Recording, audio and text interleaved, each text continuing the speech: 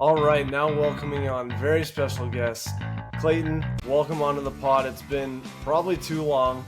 I know it's been definitely since last season, and obviously now we're a little over 100 games into the 2023 season, and a lot's happened. So glad to have you back on, and no better time than right after the trade deadline.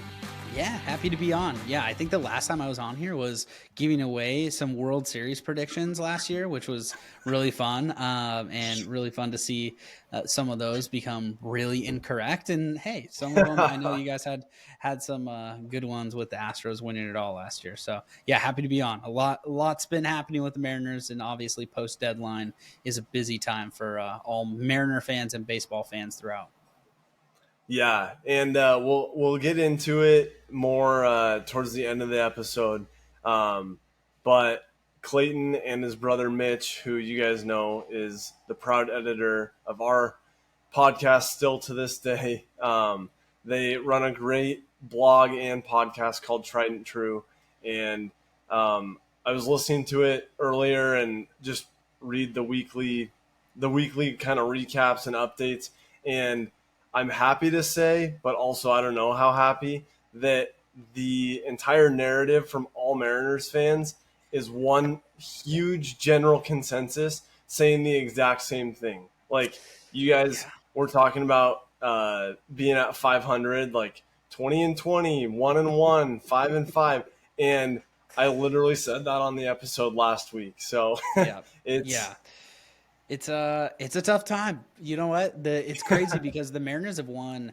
I think they're 7-1-1 in their last 9 series. So they've literally won their last 4 series. They've played really well, but they just can't get like that hot. They can't sweep anybody. It's just a weird. It's such a weird year because also we haven't really. We've got swept one time this year, I believe, that I can remember. But we don't lose any more than 4 games in a row, and we don't win any more than 4 games in a row. So it's just a really awkward time to be a Mariners fan in a year that honestly we all thought that we would be in a position where we'd be contending for a World Series after we made the divisional round last year in miraculous fashion, beating the Blue Jays. I think all Mariners fans were like, "Hey, you know what? That's great. That's a win. Like notch on the old belt. Made the playoffs. Julio got some playoff experience. Jared Kelnick got some playoff experience. And hey, here we go. Like next year we're raring to go. And if you look at all the averages on the team, it's just I told Mitch this on our podcast, but it not only feels like a regression, but it just feels like a straight up like falling off a cliff. So, I don't think we have anybody that's qualified that is hitting over 270 right now, and only one guy hitting over 260. So that's brutal. yeah, it's, I mean, like you said with the playoffs, everybody thought, hey, this is the beginning. This is the climb out of the 21-year hole. This is it. Yeah. Like honestly, it can't get worse. And then it's been, I don't know, like 2 years ago, Mariners, like, might be right on the bubble, might hit 90 wins and still miss the playoffs kind of feeling. Um, it's it's kind of hard to grasp after such an exciting year last year, which I think we all forget with how kind of ugly this 500 season has been, that we went on a run in August. And so, I mean, coming off your point, we've won our last 4 series in a row, which have been big. We just got one against the Red Sox, Yeah. who we're going to be fighting probably right till the end for that wild card spot with. But how do you think that it's August 3rd right now? How do you think that propels us, or how does that affect our outlook in August as we gear up for fall ball? Yeah, here's the thing. We're 4 games over 500. We have a huge series against the Angels this weekend, and the first game is against Otani. So as you're hearing this, you'll know how that game went. But at the same time, I feel like however this game goes tonight, as we're taping this, is really how the rest of the weekend series is going to go. The Angels don't have Mike Trout. It's a great opportunity on paper for the Mariners to plunge ahead and get ahead. We're only 3 games outside of the wild card 3 spot from the Blue Jays. They lost again today. They're really struggling. Bo Bichette is out for probably the next 6 to 8 weeks, which means he's out until the playoffs if they make the playoffs. So you're going to get an opportunity and you're going to get your shots here, but you have to win against good teams. And so the Angels are first up. We have another series against the Orioles. We have a 2-game split against the Padres, and so we're up against these good teams in the next week or so. I keep telling everybody though, at Twitter and otherwise, we just have to survive until August 14th, and we will make a run. Like I promise, after August 14th, we can make a run. 14 of 17 games after August 14th are against the Royals, the White Sox, or the A's. The 3 worst teams in all of baseball we get to play 14 times in 17, I believe 19 days, but 14 times in Wow. 14 games out of the 17 games in August, we get to play those 3 very, very abysmal teams. So if we can put a 10-4 spot, an 11-3 spot, something really sweet during that stretch, and we're close like we are now, a 10-3 spot or a 10-4 spot, 11-3 spot put us ahead in the wild card or right up against it, unless we fall flat on our face here in the next, let's say, 7 to 9 games that we have against the Angels, Padres, and Orioles. So hang on, Mariner fans, like hang on. Like the next couple of weeks are going to be important, but that stretch against the Royals, White Sox, and A's is going to be even more important, because our September schedule is, if you look ahead, really, our September schedule is really brutal. We play the Rangers, I believe 6 games. We play the Dodgers 4 games. We play the Astros a couple of times, and we play the Rays inside of September. So there's a lot of good teams coming up in September. So if we don't make a move here in August, it's going to be a really, really slow crawl to the finish line. Which I hate to bring this up too. The pitching staff is a top 5 pitching staff this year in ERA and a bunch of other metrics, which is amazing. But the clock is striking midnight for some of our young guys, and some of those innings limits are coming up for Bryce Miller, Brian Wu. Kirby is not on an innings limit, but you've got to think this is his second full season in the big leagues. So you don't think that they're going to extend him super hard. Gilbert, his last outing, his velo was way down, and so we're getting to the back half of the season with a really, really young pitching staff that has overperformed for the majority of the year. I don't know how much, fight they have left in them for the next 60 some odd games. And so you really you've got to win the games that are, with teams beating themselves.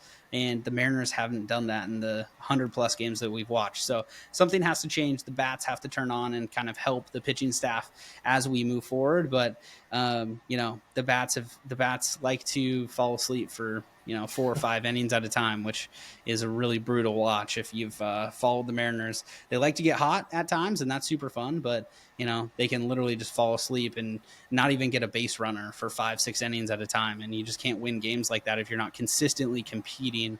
And that's actually why I love the guys that we were able to add at the deadline. It wasn't flashy, but if you look at their profiles, Canzone, they're just grinders at the plate. Like if you've watched a couple of their at bats already, Dominic Canzone, like they're just freaking grinders. Like he reminds me of like a Jared Kelenic at the plate, where he really like battles it out. Rojas is less of a hitter first guy, but he plays second base, and I think everybody can enjoy watching him instead of Colton Wong, so that's a plus. But yeah, I think that, just breathing new life into a lineup that definitely needed it, with 2 new guys at the MLB level, and then Bliss, who should be starting at second base at the beginning of next year. So we'll see what happens there. But I think that people are going to really like the return that we got for Sewald, although it was sad to see Paul go, as Paul is getting paid a king's ransom next year for a reliever, and he's a free agent. So we had to make some type of move in the interim. So, that's kind of the outlook for the rest of the year. It's not super optimistic outlook. The Mariners can do something crazy here at the end of August, but I caution Mariner fans, when we are going on that run, if we go on that run at the end of August, just know we're playing the 3 worst teams in baseball. Yeah, that's huge. I do want to touch on one of your points there with our pitching staff compared to last year, especially right after the trade deadline when we did grab Castillo, kind of bolstered it. And then, most fans, most people would say that our pitching staff was what carried us with the depth of the guys that we had, carried us into the playoffs and then allowed us to compete. So you do have a really good point with the young arms. Like, hey, even if they can do the job now, are they going to carry us through? That's a big question mark. So to get through the middle of August, that back half of August is going to be crucial, and that'll basically determine what happens in September. Yeah, it's going to be a really interesting run. And I think that Luis Castillo is going to carry us. I think that Gilbert and Kirby have to carry us. But I really worry about those first year guys, Bryce Miller and Brian Wu. This is the longest season that they've had to play in their professional careers. And so, looking at their velocity game over game, even after the break, even after that like long stretch of time where Bryce Miller didn't have to pitch, Bryce Miller's velo was down to like 92 the other night at the end of his 6 innings. So, we're starting to see a significant decline in some of these arms. And it's not like we want, I often point to like a Steven Strasburg and what the Nationals did, sitting him the year before they won the World Series. He didn't even pitch in the playoffs the year before they won it because they were saving his arm. Lo and behold, he ends up winning a World Series, although maybe not the best example in present day since he hasn't pitched since then pretty much. But I think that he's a good cautionary tale of, hey, you can save these arms for when you're actually making a run rather than scratching for a wild card 3 playoff spot.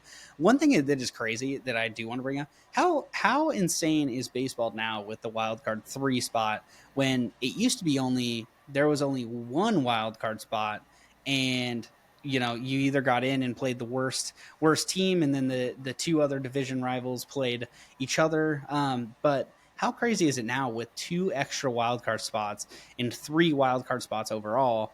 And it's like, I saw a lot of chatter at the deadline of like, there's fringe teams that would have never even been buying, i.e. the Padres would have never been buying at the deadline because they're not even close to that like first wildcard spot.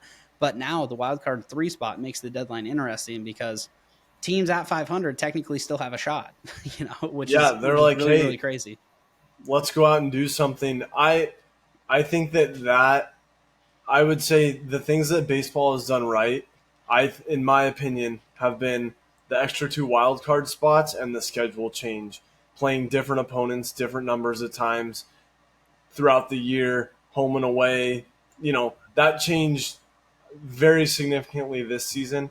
But on the third wild card spot, I like it. Even the extra 2 really, because not only does it affect the end of the season, like end of the regular season going into the playoffs, and you have all these teams who are on the bubble, but these 500 teams, like even the Mariners have a fighting chance. The Padres, all these teams that are like, yeah, I don't know, like, is that really a contender?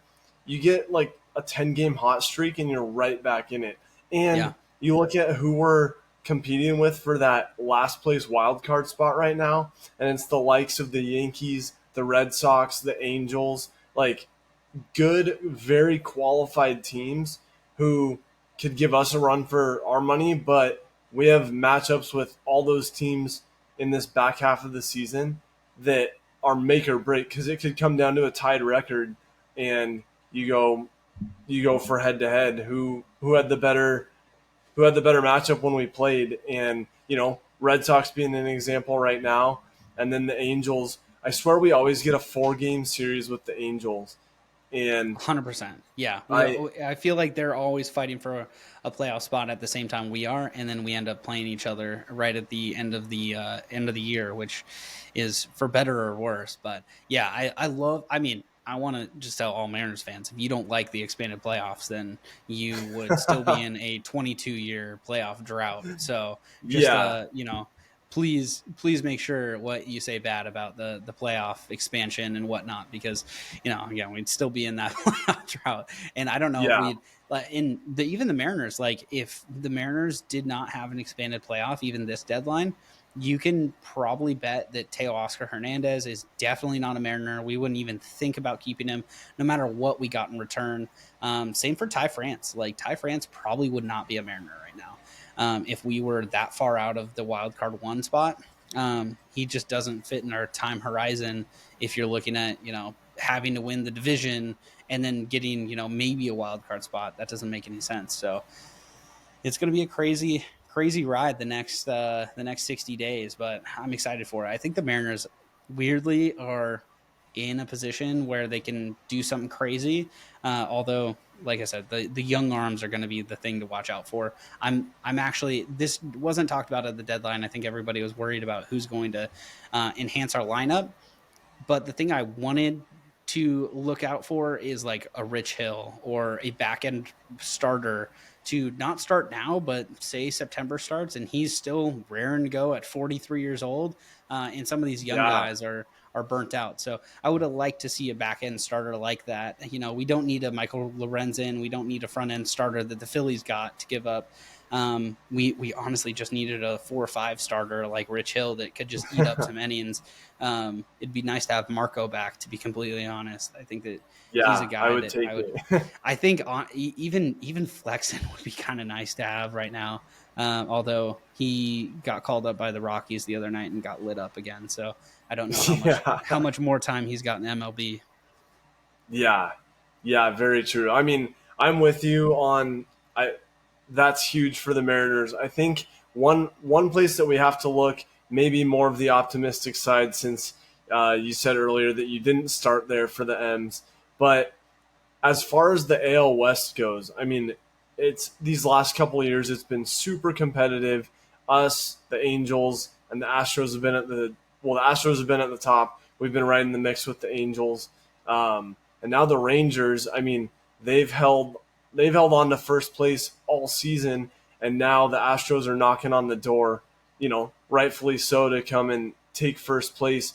But all that said, we're only 6 games out of the top spot in our division. Is there, I guess, two-part question. One, how does that Astros Rangers rivalry look? And who do you think walks away with the division title at the end of this? And then, second, do the Mariners have a shot in any way at the top spot being only 6 games back? Man, I was talking to Mitch about this, and I felt like a crazy person and feel like a crazy person now. But at the time, the Rangers were about to get swept by the Padres. Lost 2 of 3 to the Astros. They're really struggling, and so I said before the deadline, if the Rangers don't make a big time move or a couple of big time moves, they're going to be in real trouble down the stretch because they started off really hot. They blew everybody's doors off, including the Mariners. They got swept. The Mariners got swept in Arlington early in the year, and it was a time where the Rangers were unstoppable. I mean, they scored 10 plus runs on us 2 out of those 3 games. It was, really unfortunate that we had to play them and we ran into a buzzsaw with Brian Wu and Miller, taking some of their first starts in Arlington. Talk about throwing them into the deep end early. But I said this before the deadline. I thought that the Rangers would fall off. And honestly, I was really concerned about the Rangers not making the playoffs, period. If the Blue Jays were out for better starting pitching and there was a couple of teams in for bats. And I thought that the Blue Jays were going to make a run for it. I thought the Rays were going to make a run for it. And I thought, honestly, the Red Sox would actually make a stronger case for themselves down the stretch because they added a couple of bats. They ended up doing nothing. And so the Rangers are in a better spot. They got Max Scherzer, so elephant in the room. Of course, their pitching is a lot better. They would much rather have Jacob DeGrom pitching right now, I'm sure, and they'd pretty much be a lock for a World Series title. But that big bad Astros team got Justin Verlander in their white knight again, so it's going to be interesting to see how that how that competition ends up. But I honestly think the Astros are probably going to overtake the Rangers in the division. I don't think the Mariners are going to have a push like they need to win the division, although I think it's going to be closer than a lot of people think. And I think the Rangers are going to be fighting for a wild card spot along with the Mariners at the end of the year. and whoever loses that battle is probably not going to make the playoffs because the Rays and the Blue Jays are right there. So we'll see what happens, but I think the Astros are going to run away with the division here pretty shortly. I think that their bats, they got fully healthy. They have Altuve back. Bregman's hitting well. Yordan Alvarez is the Mariners boogeyman as always. So Kyle Tucker is playing out of his mind again. So their lineup is just stacked once again. And now that they've got pitching help with Justin Verlander, Framber Valdez just threw a no hitter literally 2 days ago. So I mean, pretty crazy stuff that the Astros have going on. And so the Rangers needed something. They got it. I still don't think that it's quite enough. They have so many players playing way out of their minds. I mean, Yeah. their whole outfield is literally hitting like 60 points above their projected averages, and almost 100 points above their OBP projections at the beginning of the year. And so I don't know how long that fairy tale is going to last. So I think the Astros are probably going to overtake them, but the question was if the Mariners can catch up to either of them, and I don't think that we're there yet. I do think it's a little bit funny that the Angels basically sold all their prospects to essentially what I think is going to be a team that misses the playoffs. So I'm really, really proud of them for basically selling, the 3 of their top 10 prospects to tell Otani that they're serious about winning, all to pretty much get 4th in the AL West and probably drop out of a playoff spot. So I hope the Mariners nail 100%. I hope the Mariners put the nail in the coffin this weekend, but we could go the other way too, where the Angels start speeding up a little bit. But it was funny seeing Giolito, his first start as a Angel, just get torched by the Braves. Yeah. Yeah. I do have to say I hope that we can get 3 out of 4 and win this series. But mark my words, a 4-game sweep this weekend against LA would, I think, be the upward trajectory that we're looking for in August, especially to go into that back half that you talked about. But I do have to say, I I'm right there with you. I love your response on the AL West because I think the Astros will finish on top, and it would be, I think, as a Mariners fan and as a fan of baseball, I think even though the Rangers have been at the top all season, for them to not even make the playoffs would be wild. But I think they'll be right there in it with the Mariners, and hopefully it doesn't come down to like a head-to-head because, yeah, that was a ugly series when we went and played in Texas. But I think it will come right down to it between those teams. I feel like the Angels won't hang on to be in contention when those final weeks of the season come after probably 150 games. But I think that one of the funniest scenarios is, I think that one of the funniest scenarios is the Angels making the playoffs and the Mariners making the playoffs, and then you have the Rangers just falling off the face of the earth, like they yeah, in coming back to earth. I think Marcus Semien and Max Scherzer aren't going to let that happen, but they're like the Rangers are in real injury trouble. Like Nathan Eovaldi going on the IL.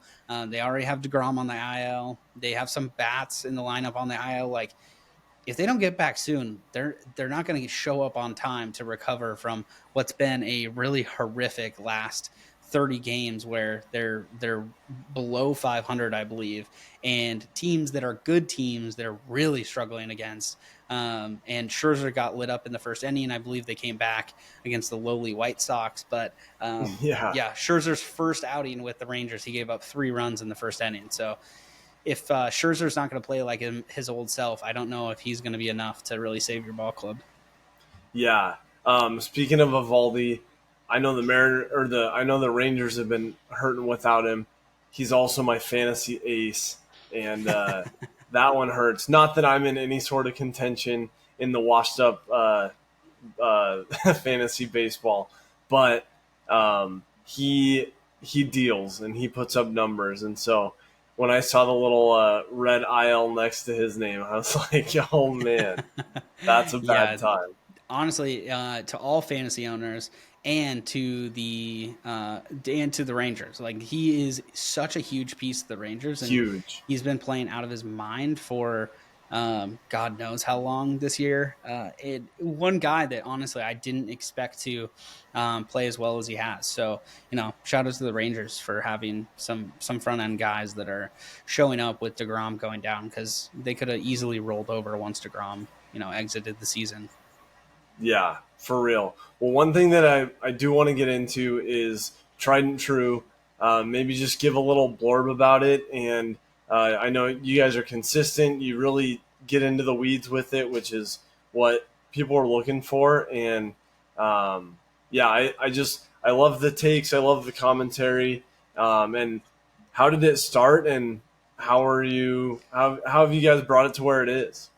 Yeah, like any male podcast and blog, it started with a group chat with either your friend or your brother. And so this one, much like Climb the Ladder, started with just Mitch and I are crazy Mariners fans. We've been fanatics since we were little kids. I mean, I used to watch Mariner games when I was, 3, 4 years old with my grandpa on the couch, yelling at the screen, just like trying to copy him because he was yelling at Griffey for not scoring from second base and things like that.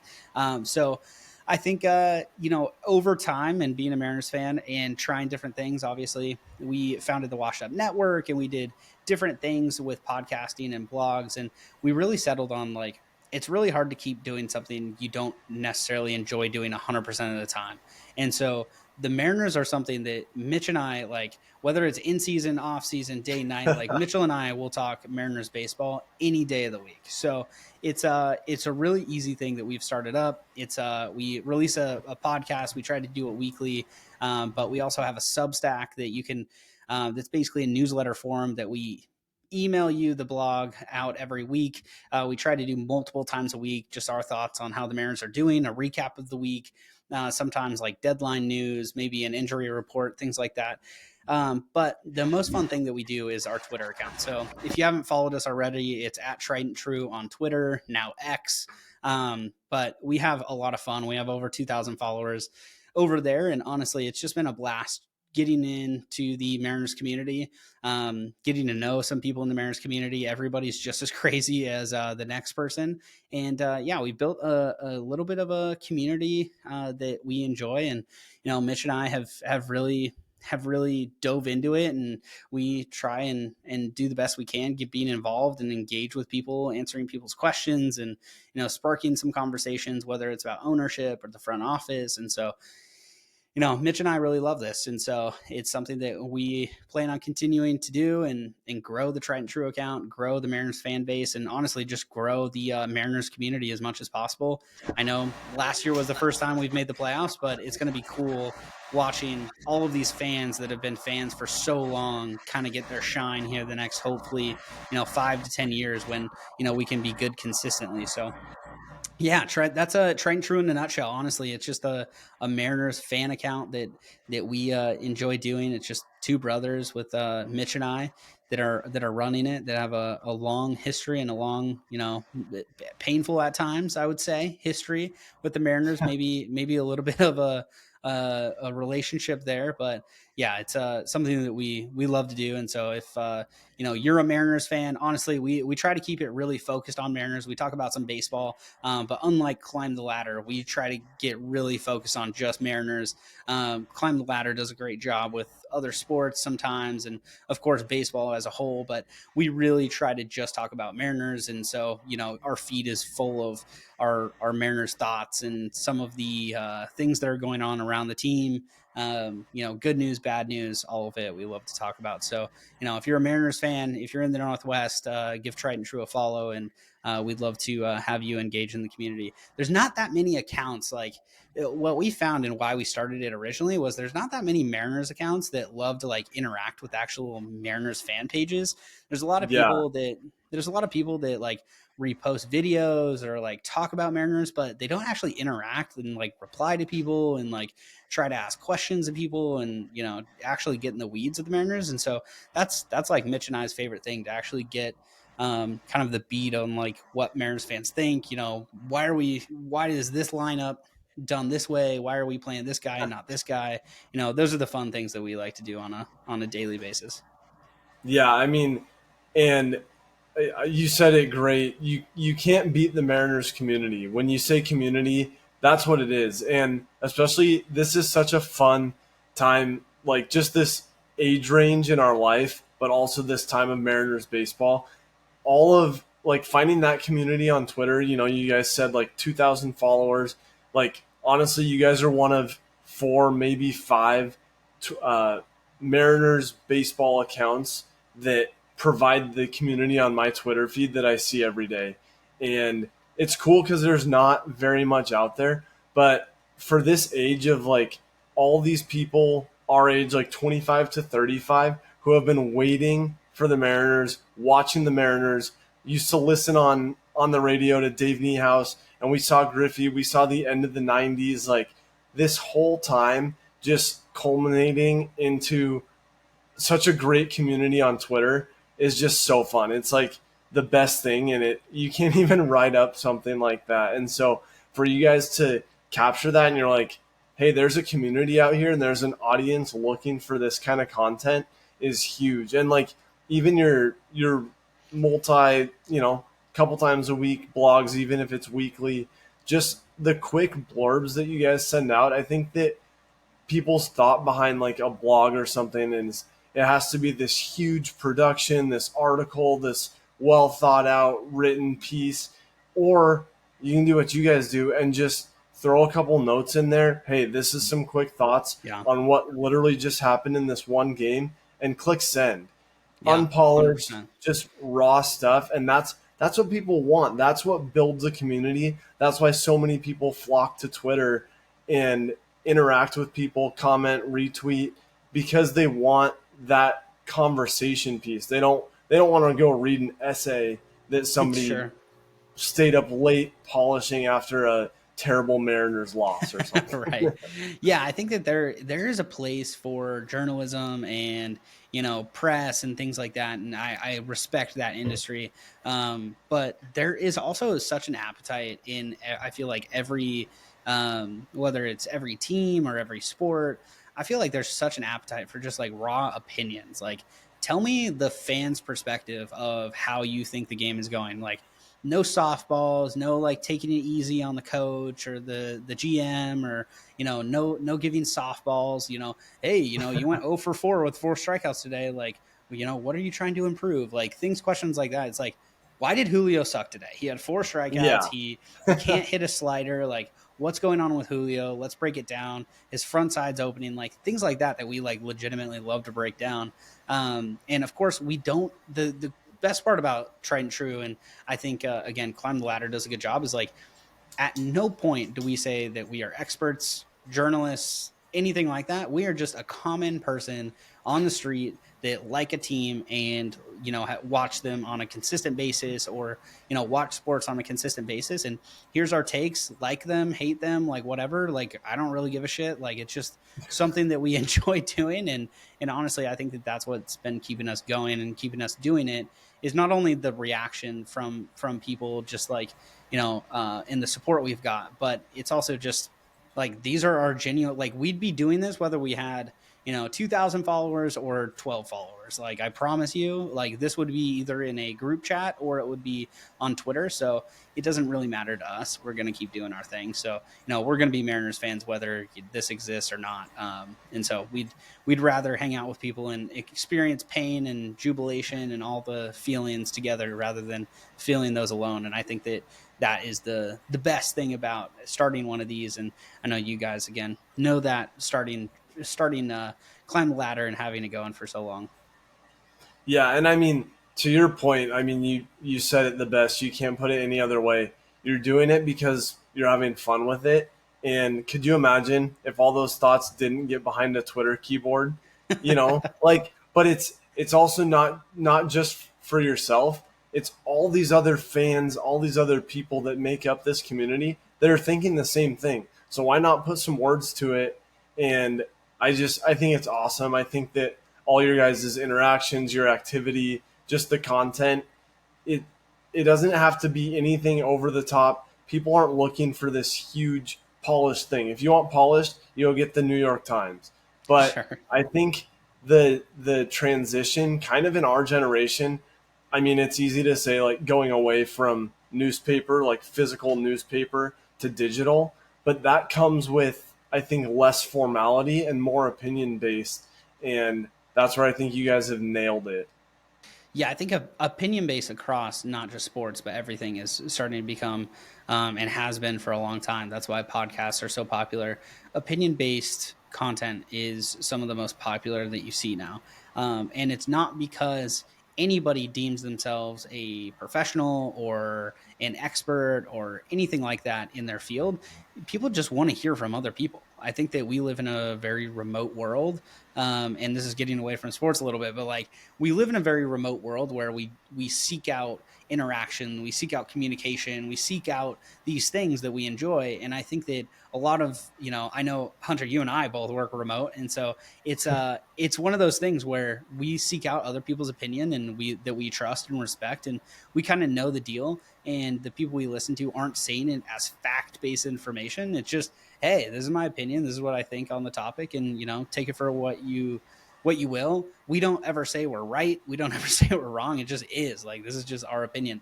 And of course, just like any other account or a fan page or blog or whatever, like, we always reserve the right to like change our minds.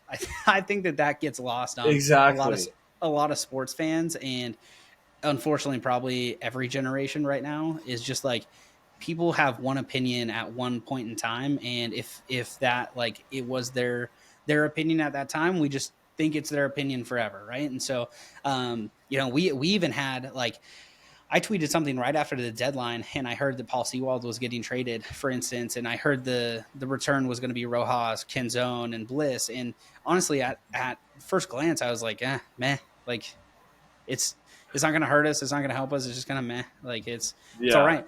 After actually doing some research, after like looking into it, looking into the players, watching some of their at bats live, things like that, I was like, man, these guys actually might be legit. Like, these are like two legit major leaguers and potentially a major leaguer in the future.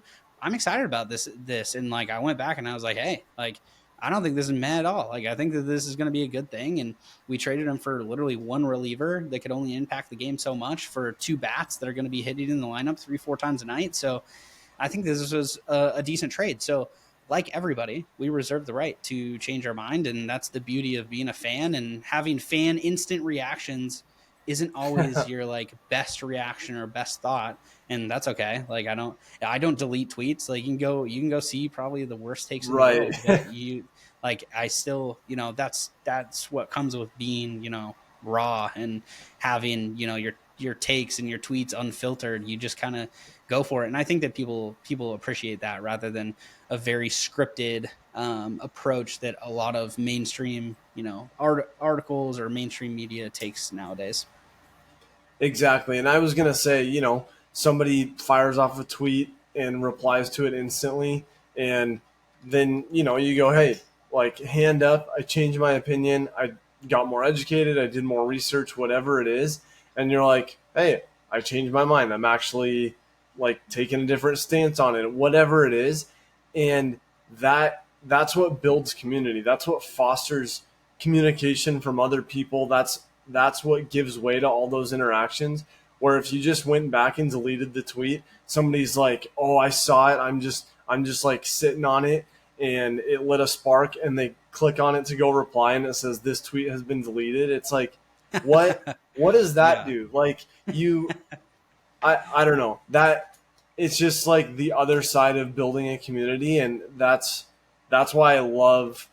I mean, Twitter as a whole has really made that platform, has made this available, but utilizing that how you guys have, and like, I love it. I'm like yes, yes, retweet, or I'm like, well, I don't know about that, so And that's I'm okay. gonna let Honestly, I'm gonna let them I think know.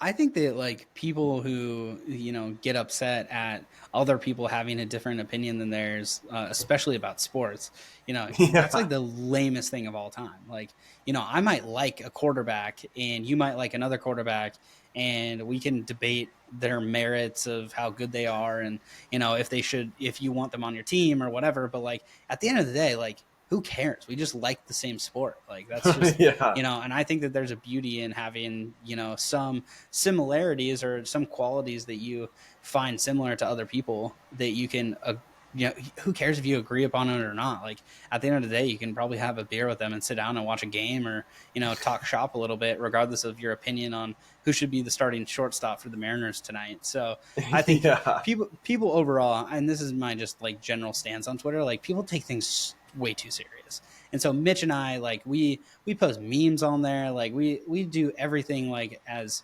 comedic as possible to lighten the mood, because I think that people just get way too way too involved and way too serious, especially with takes on sports that is just like one of those things that it could change the next day. So fighting for it and being upset and angry about it is just and Yeah. honestly, I think a lot of people can probably take that advice and apply it to many facets of their life. Laugh a little, like don't take yourself too seriously. So Right. we try to take And that that's the approach right thing, now. when people take things so seriously, or like get angry on Twitter or whatever it is, reply to emails, I guess, if people choose that avenue. But it's like at the end of the day, like Jerry Dipoto doesn't care what you think. Scott Service has already set the lineup tonight. He doesn't care what you think, or football, basketball, whatever it is. But like you said, you can still watch a game with somebody else. You can have a beer with somebody else, and like true sports fans, they're doing that to just talk about the game. If I'm talking about the game and you don't agree with me, but we're talking about football or baseball or whatever it is, I'm happy. Like Yeah. we could disagree all day long, but all I want to do is talk about sports. Yeah, 1,000%. It's like, regardless if you're a fan of one team or another, like I'm just glad we have sports to watch. Like, Yeah. remember a few years ago when we just straight up didn't have all that many sports to watch, and the games were super watered down, and there was like the sports season was super lame. Like that was not. We're not Yeah. so far away from that, and so I oftentimes think when about that a lot, that same. like telling our kids someday, like, yeah, there was a year when we didn't have sports to watch, and they'll be Straight like, up, we wait, watched like a what? 40-game MLB season. Like that sucked. That Yeah. was horrific. If And the anybody wants to first shorten sport the back MLB was season, NASCAR. yeah, exactly. I watched so much cornhole on TV. Yeah, I couldn't even tell you. So it's just crazy. So exactly. I tell people all the time, like don't take it too seriously. We're literally 3 years removed from a global pandemic. It can't be that serious. I'm just glad that there's something to watch on TV other than bocce ball. So 100%. Well, one thing that I want to do before we get out of this episode is I'd like you to end with the state of the Mariners. I know that you guys have introduced that on Trident True, and so just one overarching recap: state of the Mariners. yeah, the state of the Mariners, I would say highly optimistic. Like that is full stop, highly optimistic.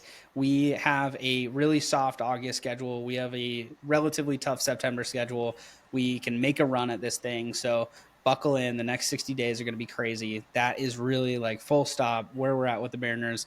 But if I had to expand on it, like people should be excited not only about the MLB club, but we've got some really good players in the minor leagues, and we had 3 first-round draft picks this year at the draft. So not only do we have a stacked prospect list, but we have 3 first-rounders coming into that are all out of high school that are coming up in the next 2 to 3 years. So the Mariners as an organization are healthier than they have ever been. So the state of the Mariners, regardless of their record, we used to be a bad team not too long ago, and also have a bad like farm system. So Yeah, might I no hope. remind people that we literally had like the second worst farm system and like the third worst record in the MLB. Like that is a pretty hopeless place to be. We are no longer in that place. So we have one of the best prospects or one of the best farm systems, and we're competing for playoff spots. I would take this any day of the week. And I hope that anybody that wouldn't would rather go back to the 2010, 2011 days when Felix was winning Cy Youngs and he was winning 8 games a year as a pitcher. So yeah, that's really the state of the Mariners. I think that we're in a good place. It's never that serious. The Mariners are on their way. We've got one of the most exciting players in baseball in center field every single night. That hits 450-foot home runs. It's, you can't get better than that. And I'm going to tell you this from the Trident True account. This I'm speaking for Mitch and I. If we see any Julio slander on the timeline, immediate block. So, Love that. yeah, Hey, play defense for your guy. We have to. yeah, exactly. I love the outlook of the next like 3 to 4 years, especially. I heard somebody throw out like 2025, blah, blah, blah, 2026, blah, blah, blah. And I was like, well, that seems pretty far away. But you look at who we just drafted this year with those Yep. 3 first round picks, that'll be their time. Like the next 2 to 3, maybe 4 Yeah. years for one of them or two of them. Like, dude, that's going to be exciting time for Mariners baseball.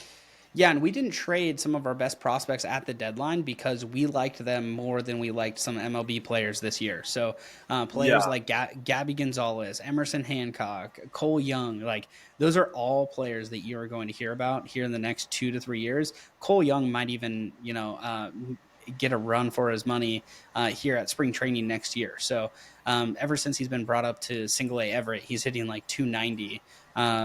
He's like 20 years old. So we've got some really exciting young players that we've pretty much never had. I mean, the only time I can ever remember we had a good farm system was when Danny Holton, Taiwan Walker, and James Paxton were all in Double A, Triple A together, and 2 out of the 3 of them had Tommy John surgery before even getting brought up to the major Yeah. leagues. Danny Holton had like 4 Tommy John surgeries by the time he even made his major league debut. So just a disaster overall.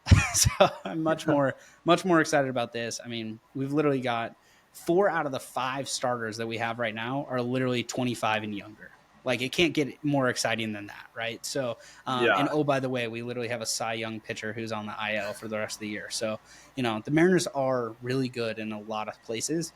We just got to get healthy. We, scuffled the first part of the year. It's really hard to overcome, but the outlook for the Mariners, not just the rest of the season, but for the future, super positive. So I hope that people keep buying tickets and people keep going to the games. I know that seeing T-Mobile packed is a pretty cool thing that didn't always used to happen. So it's cool that we're seeing some support from the fans as much as we are from the team. So Yeah, that's definitely underrated, and especially watching it during the All-Star weekend, all those events just being packed in the stadium. And I know you guys were there, you and Mitch were there last year at the end of the season. I think you yeah. saw, wasn't it last season and the year before when we were right on the cusp of? Yeah, man, that was still one of the best Mariners games I've ever been to. I was at the game where Mitch Haniger hit it through the 6 hole and not only tied the game, but we went up 4-3, I believe. But we were down 3-2 in the bottom of the 8th inning, and so Mitch Haniger hit that. The crowd, I've never heard T-Mobile louder. We were on the first base side, so we were like in the midst of all the Mariners fans, even though there was a ton of, I believe it was Angels fans. I think it was the Angels. I It think might have so. been, yeah, I think it was the Angels because they were not very good last year because Otani and Trout were hurt. But Yeah. yeah, that was such a blast. I mean, it was kind of a dud of a game all game long, and then finally Mitch Haniger hits that single, a 2-run single to win it essentially, and then we had Diego Castillo shut it down. So pretty awesome game. We have some pretty cool videos. I won't name names, but Mitch used some profanity that night that I can't post probably ever again. So we'll we'll keep those in the archives for now. Yeah, for sure. Well, hoping that we can get T-Mobile packed again like it deserves to be. I mean, one of the coolest settings for baseball, and especially when those fans, I mean, it gets loud, you're right, and rallying behind a fun team, especially down the stretch, I can't wait to see it. I'm excited. Absolutely. Yeah, love it. And I appreciate what you guys are doing for Climb the Ladder. I love that you guys have been doing this so long. I know you and Dunk have kiddos on the way, so I hope it continues. And I'm here to support you guys however I can. But thank you for having me on. I appreciate it. Definitely appreciate it, man. It's always good to have you on. I mean, it's crazy to think back to 3-ish, 3.5 years ago when we all just sat around just talking sports and said, hey, what if? And, everything that's come of it, interviews and just people's comments and feedback, and just for you to be in it just as much now as we all were in the beginning is pretty cool to have just this connection that we've built. And I mean, like you talked about earlier, like we've built a community more than we ever thought. And 100%. at the end of the day, we're all just making content because we have fun doing it, and it doesn't get much better than that. So really appreciate you coming on, man. As always, it's been a blast. Yeah, thank you so much. I appreciate it. And, anytime you guys need. Awesome. Thanks, man. Yeah, I appreciate it.